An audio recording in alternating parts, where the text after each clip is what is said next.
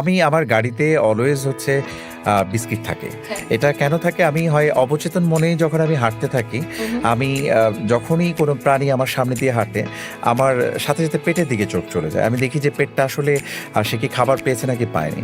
শীতের সময়টাতে যেমন কুকুর অনেক প্রসব, তাদের অনেক বাচ্চা প্রসব করে, ওই সময়টাতে মা কুকুরের অনেক খাবারের প্রয়োজন হয়।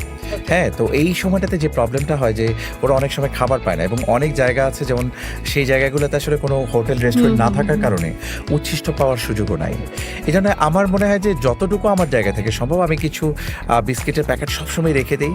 যখনই একটু খাওয়ালে তখন আমার একটা আত্মতৃপ্তি আসে যে আপনি একটু খাওয়াতে পেরেছেন। বা একটা বিড়ালকে দেখলে, অসুস্থ দেখলে আমার একটু মন খারাপ হয়ে যায়। তারপর আমি আমার বাসার সামনে একদিন হাঁটছিলাম, ছোট একটা বাচ্চা, ও আমাকে দেখে আমার দিকে করুণভাবে তাকিয়েছিল। আমার একটা দলের মধ্যে ছিল, দল থেকে সে ছুট হয়ে আসছে এবং এসে আমার কাছে মানে এমনভাবে তাকালো, আমার মনে হয় যে এই লোকটাকে আমি ইগনোর করতে পারলাম না। তাৎক্ষণিকভাবে যেটা কোনো আমি খুব ক্লিয়ারলি বলি, এটা কেউ জানে না, আমি কুকুর মারাত্মক ভয় পাই। আচ্ছা, খুবই ভয় পাই, এবং আমি এত ভয় পাই কিন্তু তারপরেও আমি মানে সব ভয় দূর করে ওকে আমি সাথে করে নিয়ে আমি দেখলাম ওর পাটা খোঁড়াচ্ছে, এই পাশ দিয়ে একটু সামান্য ব্লিডিং। না, ওর নাম পালোয়ান। তো ওকে আমি ওখানে নিয়ে এসে ওকে ট্রিটমেন্ট করাই। ও এখনো আমার সাথেই আছে, ওর 2 বছরের মতো হয়েছে।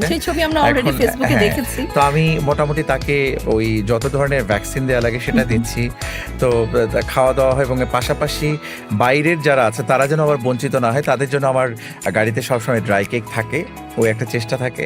আর মানে কখনো কিছু পেলে আমার কাছে, এটাকে অনেকের কাছে না অনেকে খুব পাগলামি মনে করে এটা। হ্যাঁ, এইটা আপনি আসলে ব্যাখ্যা করতে পারবেন না। কারো কাছে মনে হয় যে এই মানুষকে খাওয়াচ্ছে না, কুকুর বিড়ালকে খাওয়াচ্ছে। আসলে আমরা অনেক সমালোচনা করতে পছন্দ করি। না, এখানে বিষয় আছে, মানুষকে যে খাওয়াচ্ছে না, you never know, you never seen, আপনি দেখেননি।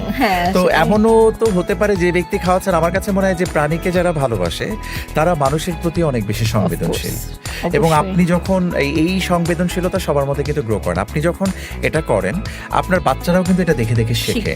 যখন একটা প্রাণীকে সে আঘাত করে না, তখন সে ডেফিনেটলি একজন মানুষকেও আঘাত করবে না, তার মধ্যে এই বোধের জায়গাটা গ্রো করে। এই জিনিসগুলা থেকে আসলে আস্তে আস্তে করে এটা আমার মধ্যে চলে আসছে।